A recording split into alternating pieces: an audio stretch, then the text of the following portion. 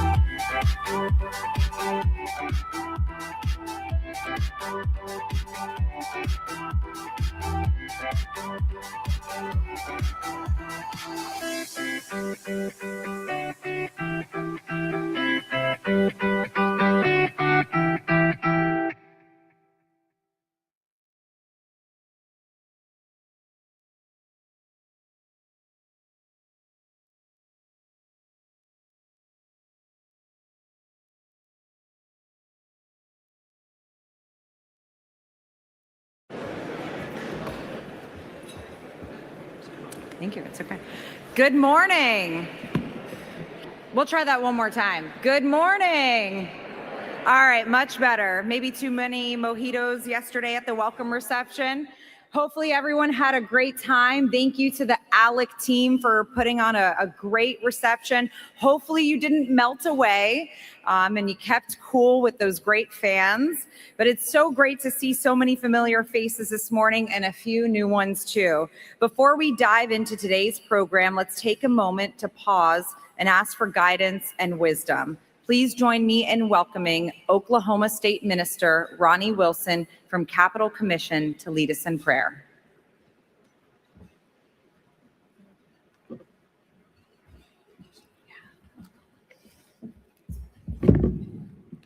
Well, good morning. I bring greetings from the great state of Oklahoma, and on behalf of Capitol Commission, it is a true honor to serve you all. Matthew 17:20, the Lord Jesus says, "Truly I tell you, if you have faith as small as a mustard seed, you can say to this mountain, 'Move from here to there,' and it will move. Nothing will be impossible for you."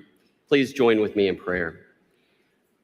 Lord, we all face challenges, some of which are mountain-sized and can seem both immovable and impossible. Thank you for graciously reminding us that the faith required to make a significant difference in our lives need not match the size of the challenge, but the faith that we need is truly as small as a tiny mustard seed. So in your great love for us, help us discover and exercise a faith that moves mountains. Thank you for making the impossible possible as we walk by faith and not by sight. Bless our meal, our time together, and make us a blessing to those you've called us to serve. In Jesus' name, amen.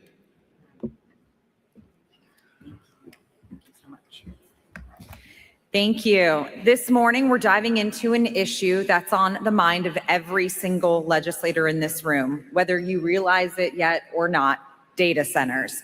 As artificial intelligence continues to reshape our economy, states are being asked to make big decisions about energy, about infrastructure, about how we grow without being left behind. And frankly, this is a perfect example of why the public-private partnerships at ALEC facilitates so much more. Getting data center policy right requires legislators and industry at the same table, working through the trade-offs together, not guessing at what the other side needs. There's no better group to help us make sense of it than the three gentlemen we have for you here this morning. Economist and co-author of ALEC's Rich States, Poor States report, Steve Moore, will moderate the discussion, bringing his usual sharp policy lens to the conversation. Steve Del Bianco, president and CEO of NetChoice, has spent his career at the intersection of technology, policy, and free markets. For the last 7 years, Steve's been all around the country talking to states and counties about data centers. Steve's been an ALEC member for 25 years and sits on the Private Enterprise Advisory Council, where he was our national chair last term. And Texas State Senator Paul Benecourt knows firsthand what it looks like when a state actually gets this policy right, because Texas is leading the way on exactly this issue. He's been in the Texas Senate for 12 years, preceded by a decade at Harris County tax assessor. Senator Benecourt has been a tireless fighter for Texas taxpayers. He earned the nickname Bull of the Brazos for delivering the largest property tax cut in American history in 2023 and was awarded ALEC Legislator of the Year. Please join me in welcoming Steve Del Bianco, Steve Moore, and Senator Paul Benecourt to the stage.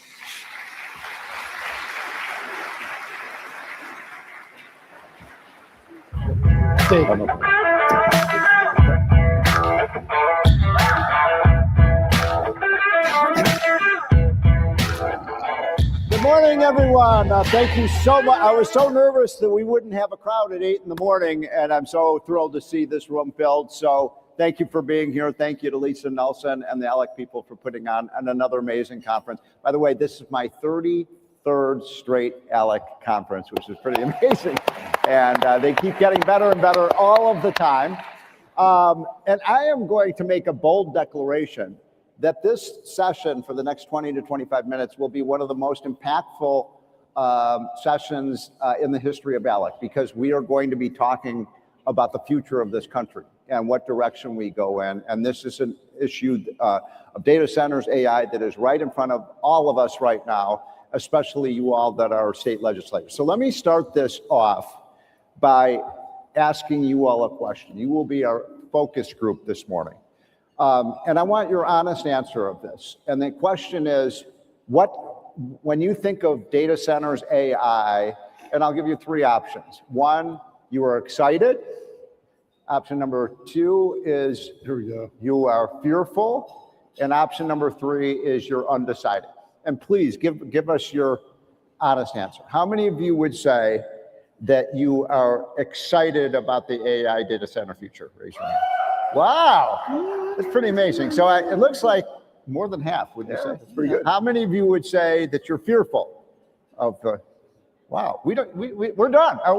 That's right. Why are we here now? How many of you would say you're undecided about it? Okay, maybe a third of you. Not a third over here. Our objective is to try to give you the facts, ma'am, about what is going on in this revolution. I'll simply start by saying I'm so excited and nervous because one of my heroes, Phil Gramm, is sitting right in front of me. But if you think about what's happened in the last 40 years or so, dating back to the Reagan Revolution, we have lived through the greatest period of prosperity and wealth creation in the history of civilization. No country has ever seen anything like what has happened to America. It obviously happened in no small part because of the incredible policies that were put in place by Ronald Reagan and people like Phil Gramm, the tax cuts, the deregulation, the sound money policies. And so just to think about this, in the last 40 years, when I first came to Washington, Senator, the Dow Jones Industrial Average was 1,000. Today we have Dow 52,000 and rising. So it's been an amazing ride. And a big part of that obviously has been that the United States of America, this great country of ours, has completely dominated the internet age. Wouldn't you say, Steve? I mean, if you look at 9 of the 10 most valuable technology companies in the world, they are here in the great USA. And I would submit to you, one reason that happened is we made a very, very smart decision in the 90s where we said we are going to let the internet age flourish. We're going to make it regulation-free, tax-free, lawsuit-free, and make it the Wild West. And we created these incredible companies like Amazon and Apple and NVIDIA and companies like Google that have changed the world. And we have the capability of doing the same thing with this new revolution. So that's a quick setup for what we're going to be talking about today. The question is whether we will build the infrastructure for this nerve center of the future of technology. So let me start by asking you, Steve, because for those of you who are not familiar with NetChoice has really been, what you guys have done has been amazing. You're the Pied Piper of this, taking this message around the country about how important technology is. And yet, we are facing a very worrisome revolt against AI and against data centers.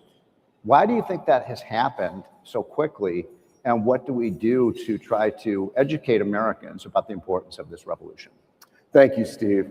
And it really has happened quickly. You know, just a year ago, rural counties in all of your states would line up and ask for a data center. They would ask for $1 billion data center with the investment, the jobs, 200 people getting 6 figures out of high school or trade school, and then massive property tax relief. This has been a success story for 20 years. We've had to build a data center once a week on average to keep all the stuff that you're putting on your phone, your photos and videos and messages, all of the business and everything that goes in the cloud lives in a data center. How many data centers are there in the United States? There are thousands of data centers. And the difficulty we have is that was done all before AI. And then a couple of years ago, AI comes on the scene, and about the time Donald Trump was inaugurated, this country, there was a disturbance in the force. Right. And we went from wanting data centers to being afraid of them. And so you look at what would have caused that change, and some of it was President Trump. President Trump embraced AI data centers to beat China grow the economy and the stock market and lead the world. Because he embraced it, I guess anyone with Trump derangement syndrome would have automatically been against data centers. That might be some of it, but I think more of it is anxiety that people feel about AI. They're a little scared of what AI may do to their jobs, their lives. Will they be able to tell truth from fiction? That is enough to scare people. And when they're scared, they're susceptible to disinformation. And the disinformation doesn't match at all the actual experience of data centers done right, create massive amounts of jobs and taxes. They don't use significant amount of water, none at all if the water's not around. They cause electricity bills to go down, and their noise at the perimeter is of no consequence when it's done right. So I'm going to ask you all another question. How many of you in this room have actually visited and been inside a data center? Raise your hand. A lot of, oh wow, a lot of you have. I visited a data center out in Loudoun County, Virginia, which I think is one of the largest data centers in the country, if not the world. I have to say, we spent the whole day there. My jaw was open. This is the most incredible economic development, the technological sophistication in massive amounts of computers. And most people don't realize, I get frustrated with people saying, I don't want AI, I hate data centers, no data centers, no data centers. No data centers? Do you like this? Do you like your cell phone? Because it's not going to work without data centers. Do you like the internet? Do you like GPS system? Do you like all of the technological features we have? None of that works without data centers. And so it's like people saying, I don't want an electric power plant, but I want the lights to come on. You have to have both. This is a critical part of the infrastructure. So Senator, that's a great lead in to you. Texas has been actually the leading state. I believe Texas has more data centers than any other state.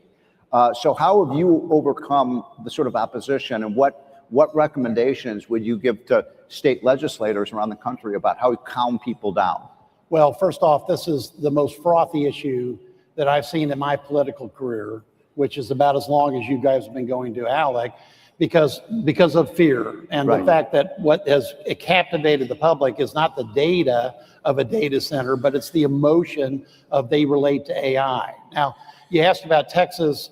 As much as I would love to claim that, Texas is the biggest, it's the best, it's the greatest, Virginia is slightly bigger than us on data centers. But to my Texas delegation, they'll be shocked to know there's 335 active data centers now in Texas and 248 that are proposed. Now, what does that mean economically?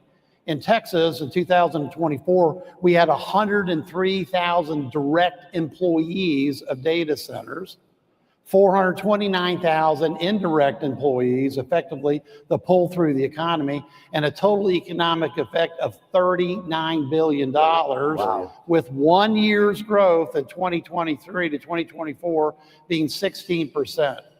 So this is a monumental economic force, because you're right, everything that people take for granted on their cell phone is in a cloud and therefore in a data center somewhere. Now, importantly this, and the Texas delegation knows this, we've been talking about it for years. Lieutenant Governor Patrick said we need to be looking at cogeneration on these sites for 4 years. Our water chairman, Charles Perry, Senator, he wants to talk about closed loop water supplies. Our board member, Phil King, was part of his bill that said there's an off switch. If you've got a center that's taking too much, you can actually say, sorry, we got to shut you down on the grid. And more importantly, there is a path here that I think Texans can support, which is when you look at data centers, if they're bringing cogen, if they've got closed loop water supply, look, they're like every other industrial plant that we all love, including in Texas, a 2.5 million square foot facility in San Antonio for a major car company. And Elon Musk has talked about a 100 million square foot center in Grimes County. So we have to decide, is this the wheat or is this the chaff? And when you look at this issue, this is about as frothy as it ever been. If I can, the quick political stats. In Texas, we've had some great polling done. And at this point, Republicans are split about even, 42-4, about 44 again. But in the last 3 months, the left has exploded against AI data centers. Right. Because the Trumpsters for it, Right. so they have to be against it. And in Texas, 71% of Democrats are opposed, only 16 for. Wow. That's a net 55. Wow. So what's happened is, as we've had a discussion, and I've got great rural members out here, not just Texas, all these states, there's a lot of concern in rural America about it. So that shows, especially in the Republican numbers. But what the story has been is this accelerated attack that's come from the leftist progressives. They don't like the money. They think it's all rich folks. They think it's all horribly anti-green, that somehow this is going to destroy the fabric of the United States, when it's really already, those data centers are an integral part of what we do and take for granted every day. It's a great point. You know, the one, Steve and I live in the DC area, and I mentioned the Loudoun County data center. That's been there for, how long has that been there? A long time. Okay. And most people didn't even know it was there, right? Yeah. And so I've never seen, when we visited that data center, which was, it's always expanding, et cetera. I mean, I've never seen so many construction workers. I've never seen so many trucks coming in. You want to talk about American on the move. It's just unbelievable how many jobs. And Steve knows these are U.S. subcontractors and contractors. They are building equipment. Exactly. In the towns all over America. It's economic development. Economic switches. Manufacturing, shipping, setting it up and maintaining it. And the guys in the data center, we asked the guy who was in the generator room, what do you earn? His base is $150,000. So these are good jobs. They sure you don't are. have to move away to the city to have a good job in rural America. You know, some of this hysteria, the froth, I think Senator Betancourt uses the right term. Some of that froth is sort of stimulated. It's sort of foamed up a little bit by a couple of foreign interests. We know that the Swiss billionaires worried about climate change and got the left all spun up. Remember that 20 years ago when America tried to engage in fracking and shale gas? It was the left and environmentalists who got against it. In Western PA, where I'm from, they created a thing called fracktracker.org to keep track of fracking. That was 20 years ago. Well, they've just added a new feature to the website. It's called the Data Center Resistance Tracker. So the resistance is the same folks who didn't want us to build oil and gas, which is trillions of dollars of value to the economy, and America's nearly independent.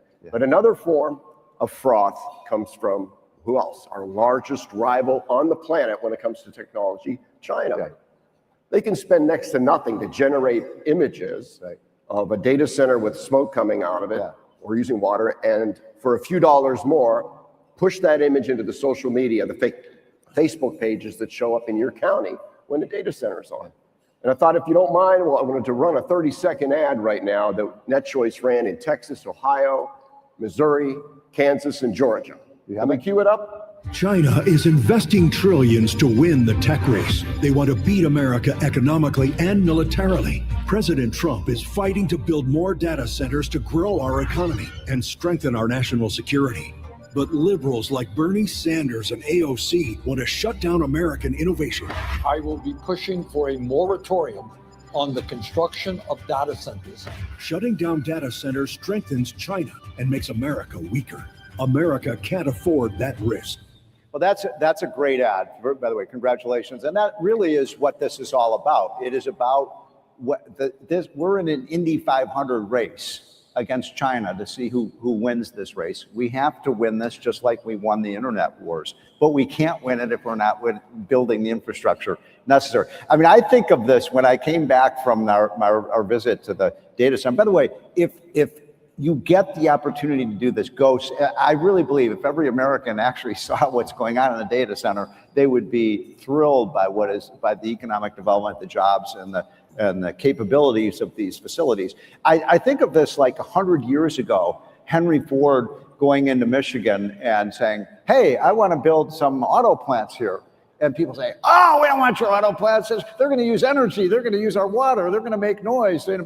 I mean, these are where the jobs of the future are going to come from. And I think the most important point, I hope you come away from this discussion, is that it is a race between the United States and China, and we must win. But we cannot win without building the essential infrastructure. You know, Steve, look, It's China, China, China. Okay. Right. Now, by the way, did you like the video? Give him a hand for that, because I thought the video was amazing, clips it right. Now, when you look at the political opposition, and you've got people that also are what I call is the concerned opposition. You want to separate those two, okay? Because people can have concerns, and that just it leads to a rational conversation. But in Texas, what we've seen is what I call virtue signaling now. Yeah. You know, I call him Professor Graham because that's what he was when I first met him.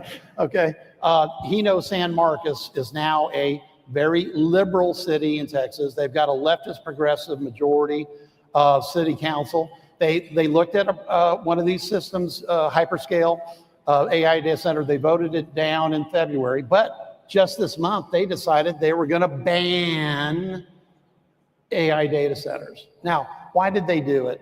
It's because they saw the polling too on the leftist left, on the leftist socialist, progressive socialist.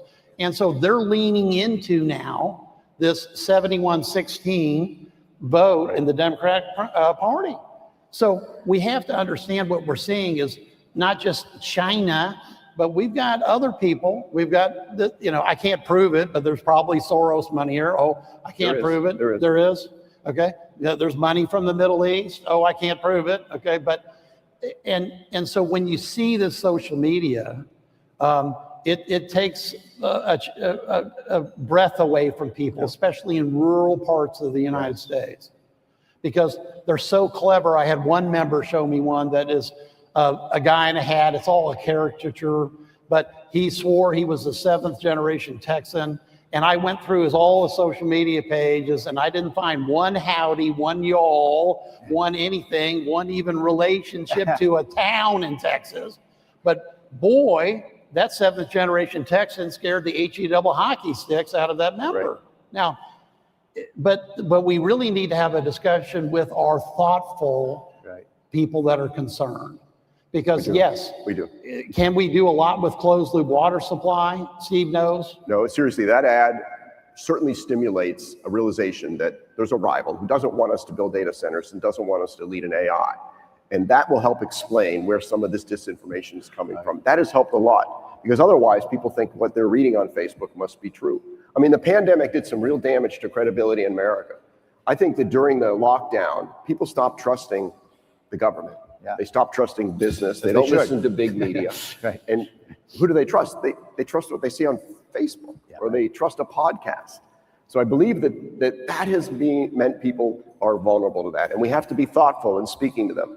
And the best answer to the fear is the facts. Yeah. We have such a great track record of data centers. They're not new. We've been building them for 25 years. Yeah. Most people so when we explain what they're for, and we're not building them for us, we're building them for you.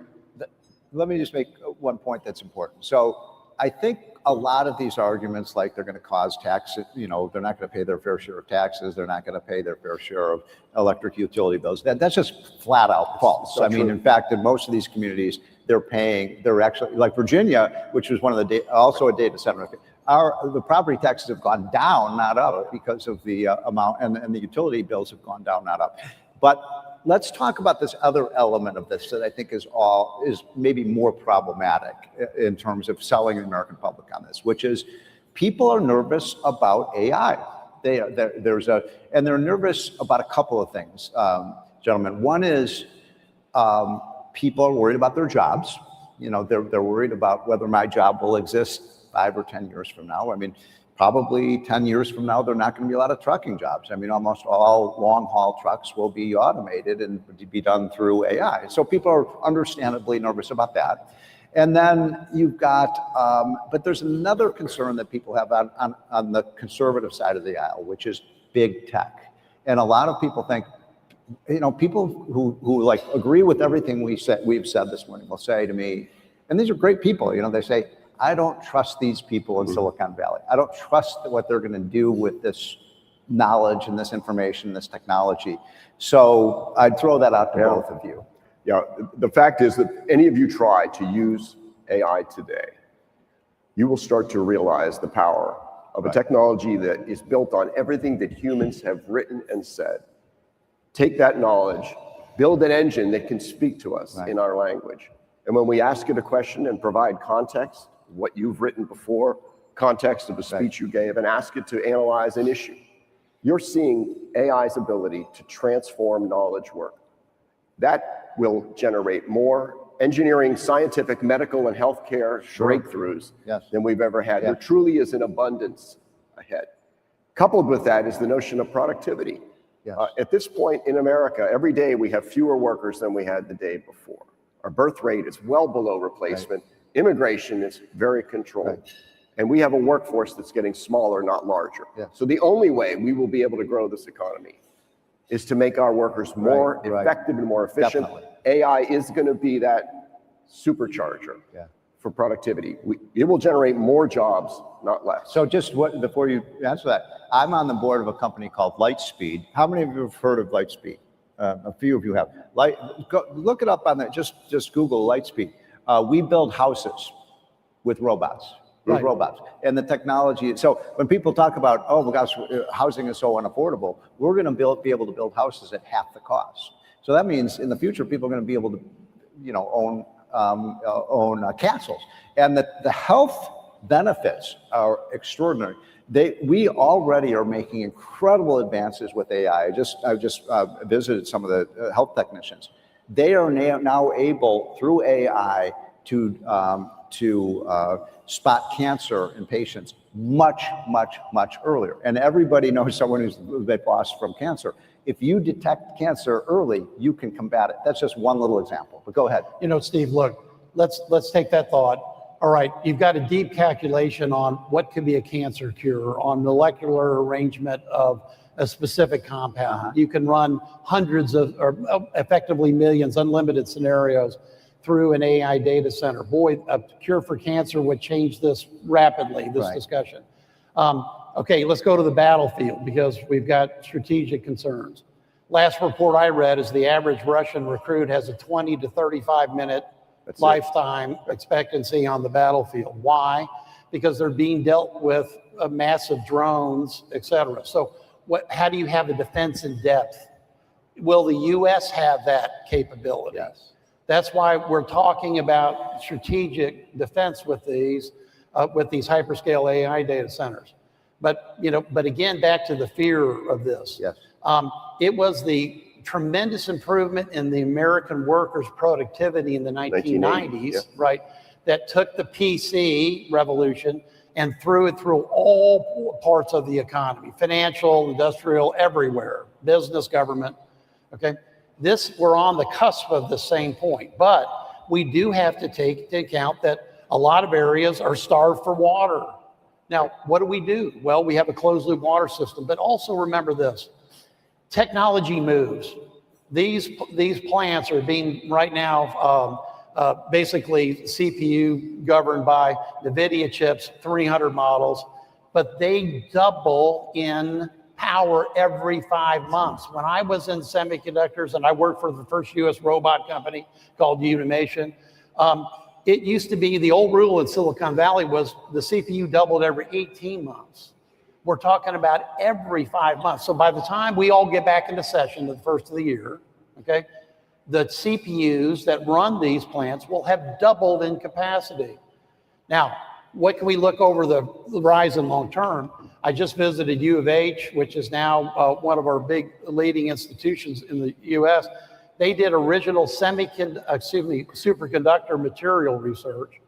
And I showed Steve last night some of the first papers of changing how we cool on the back of these chips from what are like old, effectively heat islands in an urban area, which is called office buildings, to what look like trees and what looks like structures in your lung because they're 50% more efficient. Technology is close to solving these problems.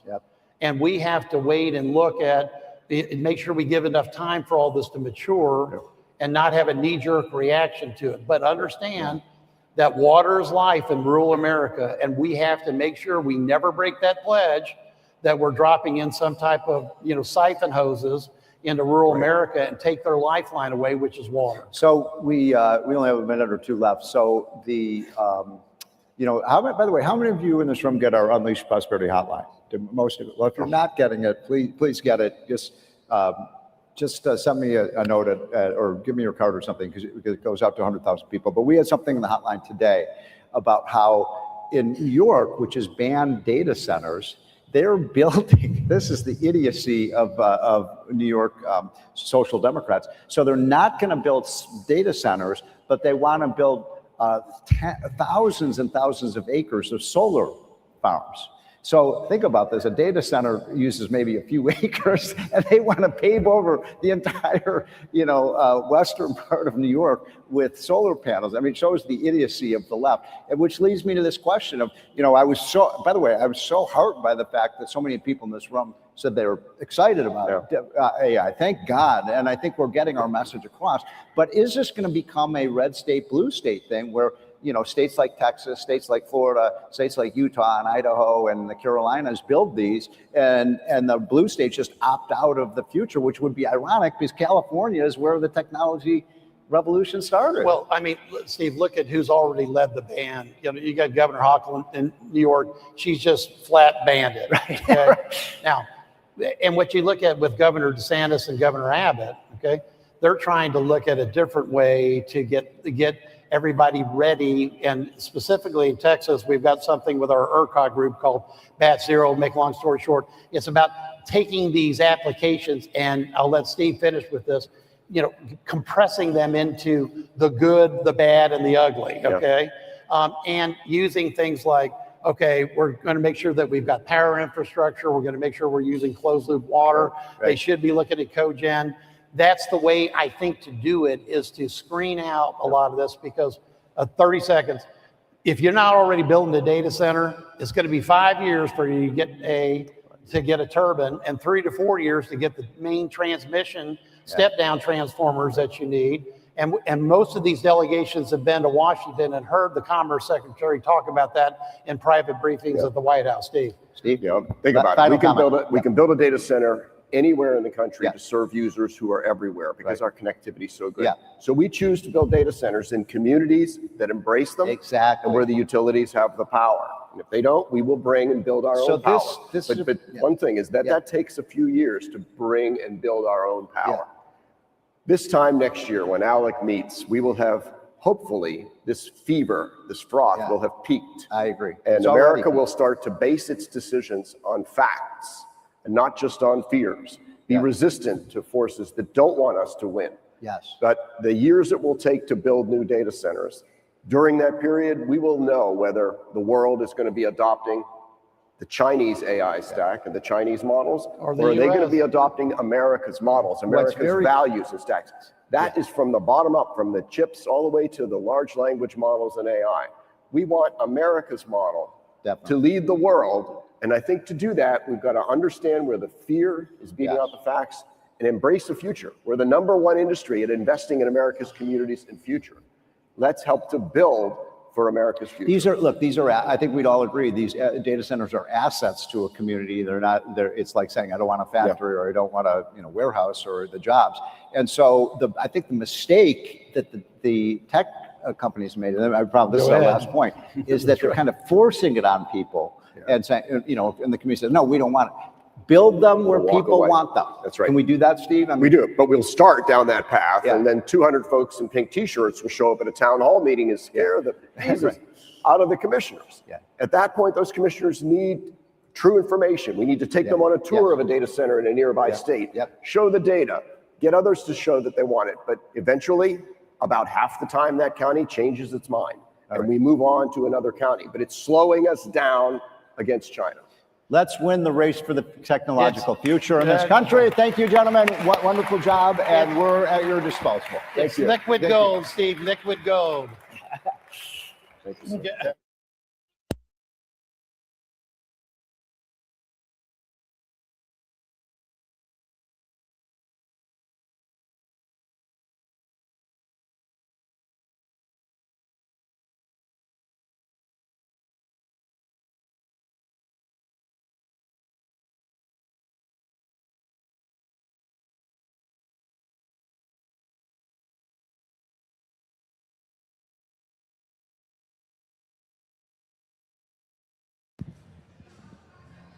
Ladies Ladies and gentlemen, we will be restarting in just a moment.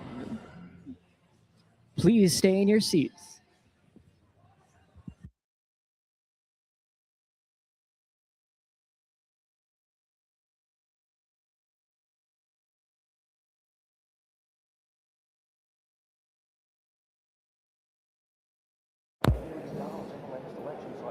Please welcome to the stage ALEC President and Chief Economist, Jonathan Williams.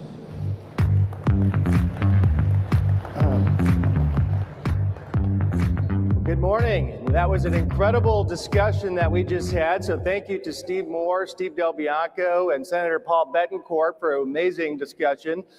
Today is one of those opportunities, like you and I all have at some point in our lives, to have a chance to interact with people that really have inspired you. And that today, for me, is the opportunity to meet and have a chance to have this conversation with the great Senator Phil Gramm. And Senator Gramm, welcome back to ALEC. Thank you. Thank you.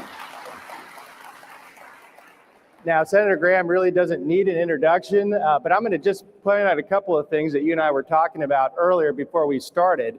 One was that Senator Gramm was the author of Ronald Reagan's budget, and he did it when he was still a Democrat in the United States House of Representatives. Think about that for a moment. That doesn't happen very much these days. Also, as a trained economist, a professor at Texas A&M, I don't know about you all, I think we need more free market economists in public service these days and fewer of other professions. And that will remain unnamed, but I think you all know what I'm thinking about in that case. The other thing was, and I think this is the best introduction anybody could receive, and that is, it's not often I quote Paul Krugman. We're not a big fan of Paul Krugman's economic ideas here at ALEC, but Paul Krugman once described you as the high priest of deregulation. And I don't know if there's a better badge of honor you can have, but being called that by Paul Krugman. So Senator Gramm, you have an incredible new book out that I have a copy of, The Triumph of Economic Freedom. Talk to us about the myths that you identify in that amazing book and what kind of implications that state legislators that are here with us can take from it. Well, the first of those myths is that the Industrial Revolution impoverished workers, when in reality, the Industrial Revolution was the most positive thing that ever happened to mankind on the face of the earth. The economy which had not grown in 1,000 years, in 100 years in the 19th century, grew by biblical proportions and changed the world. The problem is it upset the social order, and it was basically a workers' revolution. And so you have all of the losers of that process, who were the old established autocracy in Great Britain, who wrote all this Victorian literature about how terrible the Industrial Revolution was. And it's very relevant to AI. In fact, it is very relevant that we understand what happened in the Industrial Revolution and the picture that is now painted in every high school and college textbook in America.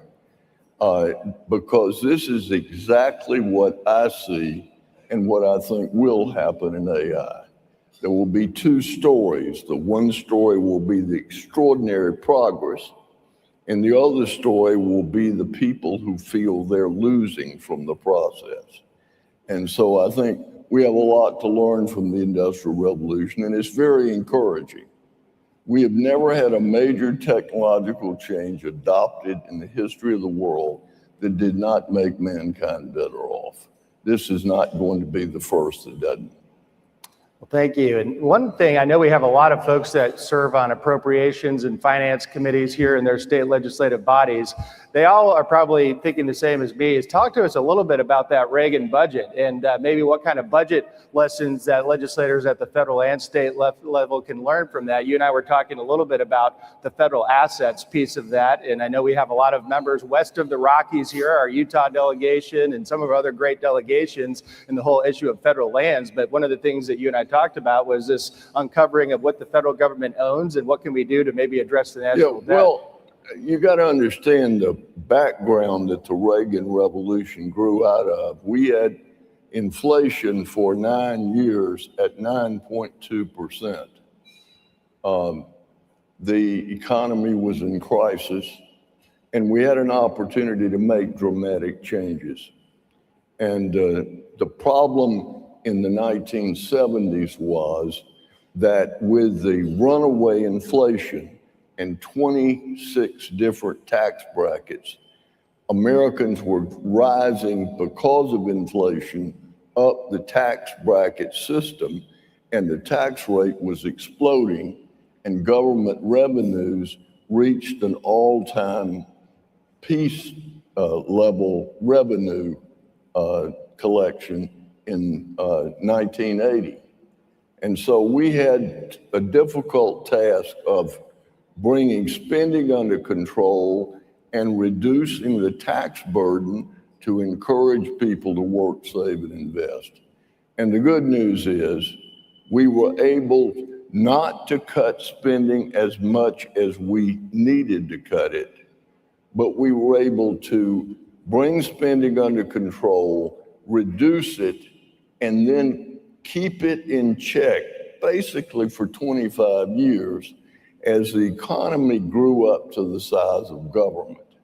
You and I were talking about selling of assets. One of the ideas that I tried to push during the Reagan Revolution was to sell off some of the assets that government owns, massive amounts of land in the West, extraordinary assets all over the country, many of which are used very inefficiently. But it was a difficult slog. So one of the big issues that you point out, a really powerful lesson from the book, is just how government intervention, whether it's price controls, wage controls, things that apply themselves at the state level with the minimum wage proposals or caps on interest rates or interchange ideas. Talk to us about the issue of big government price controls and how you see that playing out today. Well, first of all, I don't need to tell you that when you're spending somebody else's money, you spend it differently than you spend your own money. And that's the first point. Secondly, government is by its very nature inefficient as compared to the market because of limited information. And then you've got political pressures that induce actions that are often popular but very harmful, the minimum wage being a perfect example. And I don't know how many people are here from Oklahoma, but congratulations on the election where Oklahoma voters actually defeated an increase in the minimum wage. Once when I was in the Senate, there was a move to raise the minimum wage. And so I was in a mean mood that day. And so I offered an amendment to raise the minimum wage to $100 an hour. And the Democrats just went berserk, and some of the Republicans as well, I should say. And so I made the point, look, if we can just pass laws and make wages whatever we want them to be, why should we be cheap? Just go the full way. So, but anyway, after many tears were shed that people didn't want to vote on $100 minimum wage, they pulled the bill down. So, oh, that's great. Maybe some good ideas for people that want to address that back home. So, we do have some pieces of model policy on your chairs and all the tables. I know dealing with price control issues as well. So check that out. One of the things that I wanted to ask you about, oftentimes the free market and especially deregulation gets blamed for things like the financial crisis. You address that in your book because we have a lot of legislators here that are pursuing deregulatory policies. Great victory in just South Carolina a couple of weeks ago, in Oklahoma, and so many of your states doing things like the REINS Act and addressing the Chevron deference opportunities that we have now with the Supreme Court decision. Well, basically what happened during the financial crisis, or as I like to call it, subprime crisis, is that we had a concerted government policy to try to expand the number of people who own their own homes. A relatively good intention, I would say. But they did it by pressuring the banks to make subprime loans through a bill called the Community Reinvestment Act, and then pressuring Freddie and Fannie to buy and securitize those loans with quotas that started out at 30% of all their securitized loans had to be subprime. And by the time the wheels came off, it was 56%. And then the capital standards of banks treated mortgage-backed securities as the equivalent of sovereign debt. And so it all worked as long as housing prices were rising. But when the increase in housing prices stopped occurring and actually declined, people who had no down payment, no stake in the game, and no ability to pay in many cases simply threw the key over their left shoulder on the living room rug and walked out the door. And so we had a massive default. Now, the argument is made by people who wanted to use the subprime crisis to expand the power of government that Greenspan kept interest rates too low. But real rates in the post-war period were much lower in other periods than they were in the build-up to subprime crisis. And yet nowhere else is there a crisis. And then the argument that there was this massive deregulation, no one has ever been able to point out where that deregulation occurred. The government had more power, more regulators, higher budgets in bank regulation. And there's no evidence that if it had 10 times as much, that it would have made any difference because there was a conflict. They had a safety and soundness mandate, but they had a housing mandate. And the housing mandate was more popular with those in power than the safety and soundness. So it's a perfect example of where a crisis occurs, and to promote an objective, the view of that crisis is bent to try to conform to what you would want to argue to get done what you wanted to do. We should have reformed the housing system instead of the banking system. Great. Well, so one of the most pervasive arguments out there that you address in your book that I know all of you have to deal with in your states, especially if you're doing things like trying to cut taxes. We have several states in the midst of battles to try to even eliminate their income tax right now, like Missouri and Oklahoma and Mississippi and others that have in law pledged to do that. You address the myth of inequality and some of the progressive ideas that get in the way of these free market policy discussions. Well, you got to remember that when you see these statistics about inequality, that the Census Bureau does not count government transfer payments that are made in kind, that is, where they don't give you cash, like food stamps, you get a debit card but not cash, housing subsidies, Medicaid, that the Census Bureau doesn't count any of that income as any of those payments as income. So the Census Bureau says the top 20% of Americans has 16.7 times as much income as the bottom 20%. But when you take into account the value of the transfer payments and the loss of income from taxes, the ratio is actually 4 to 1 and not 16.7 to 1. Now, you can say 4 to 1 is too much, but it's a different debate. And then the point about the super rich. I guess I've got 2 points to make about that. First of all, Elon Musk is the richest person in the world, but he made me richer. Not richer than him, but richer than I was, because I was paying a big fee for an internet system in my attic. I had to work. I have a young wife who wants money, and would put me in a cheap nursing home if I quit working. And so I had to pay for that system. But he came along with a satellite that was 1/10 the cost and 3 times as good. So he got rich on it, but I benefited from it. How am I poor? Because Warren Buffett is richer. He's made the market work more efficiently. As Steve Moore pointed out, look at what's happened to equity values.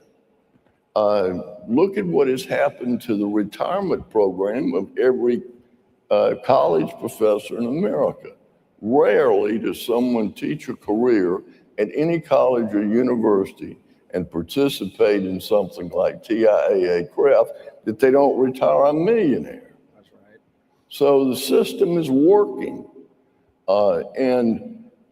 As long as you've got opportunity and freedom, you're going to have inequality. Freedom and equality are sworn and eternal enemies. When you have one, you don't have the other. I prefer freedom. And I think America has always preferred it. And as a result, we have always been richer, freer, and happier than anybody else in the world. And I want to keep it that way. Well, amen to that. And thank you so much, Senator Graham. You are continue to be an inspiration to so many of us, and continued thank you for your service to America. And thank you for your service. The future of America is in the states, not in the federal government. Thank you, Senator Graham. Hold on, let me get up. Thank you, thank you, thank you. So where is our Missouri Show Me State delegation? I know we have a big Missouri delegation here. Your primary is right around the corner, but we have more than 20 Missouri legislators with us this week. Next up, we have a special message from Governor Mike Kehoe, an ALEC alumnus, one of our 7 governors around the country who served and sat in these very seats when they were state legislators, who has a message for us about this big battle coming up and some of the issues that you all are working on in Missouri. So stay tuned. Hello, Missouri Governor Mike Kehoe here. I hope you are enjoying your time in Orlando. I appreciate the work that ALEC does with state legislators and leaders here in Missouri and across our nation to promote limited government, protecting taxpayers, and economic growth. Today, I want to share a little bit about what we're doing here in Missouri to drive growth and stay competitive. Our administration has been hard at work focusing on our key policy areas of improving public safety, economic development, education, and agriculture. And this year, we have worked aggressively with the members of the Missouri General Assembly to place a ballot measure in front of Missouri voters that phase out and eliminate our state income tax. Everyone in this room knows the benefits of no income tax. Think about the states that have no individual income tax, including the very state you sit in right now. Our goal is simple: build a stronger, more competitive Missouri that attracts jobs, investment, and people while putting $9 billion back into the hands of hardworking Missourians. At the same time, we are modernizing and broadening Missouri's sales tax code, which hasn't been updated since the 1930s, to reflect today's economy. Our plan phases out the income tax responsibly, using revenue triggers, meaning we only cut taxes when the state can afford it. The bottom line is this: we're not chasing a trend, we're building a long-term foundation for growth. Thank you again for your time. I hope you all take away some valuable insights from your time here in Orlando. We hope to see you soon in the Show Me State. God bless each and every one of you. Thank you, Governor Kehoe. And thank you to Missouri for showing us what a pro-growth tax climate can look like in action. This year is not only the 250th anniversary of America's independence, but it also marks the 15th anniversary of one of the most consequential state reforms in modern history, Wisconsin's Act 10. Backed in 2011, facing a $3.6 billion deficit, Governor Scott Walker and Wisconsin legislators made the hard call to rein in collective bargaining and put power back in the hands of taxpayers, not union bosses. 15 years later, Act 10 still stands as a model for what courageous, principled leadership can accomplish. Now, 26 states, including Florida, who was one of the first, I'm proud to say, have passed right-to-work laws ensuring workers' freedom to start or keep a job regardless of whether they accept or reject union membership. It's a reminder of exactly what ALEC does best, giving legislators the tools and the backbone to make hard calls before they're popular. From data centers to interchange to tax policy, today's session was all about the economy and the choices states make that either invite prosperity or push it away. And that thread runs through everything ALEC does, giving you the tools to make the right choice for your state. Before we break, a few quick notes. Take a look at the screen behind me for today's full schedule of task force meetings and workshops. And if you haven't seen the photos from Tuesday's tour of Nautique's world-class boat building facilities, check them out. It's a great reminder that American manufacturers lead the way in quality, reliability, and innovation. Thank you to the National Marine Manufacturers Association for this opportunity. Also, be sure to stop by the Meta Suite this afternoon, where you can check out some of Meta glasses and learn more about Meta's America's Workforce Academy, a nationwide fast track to a long-term career in skilled trade powered by an initial $115 million first-year investment. Louisiana, Ohio, Indiana, and Texas will be the Academy's 2026 pilot locations, but the program is open to applicants in all 50 states. It's the largest private sector commitment to the skilled trades with a job guarantee in American history, and we're so grateful for their partnership and support. Thank you all for being here this morning. Let's get out there and make the most of the day and see you at lunch.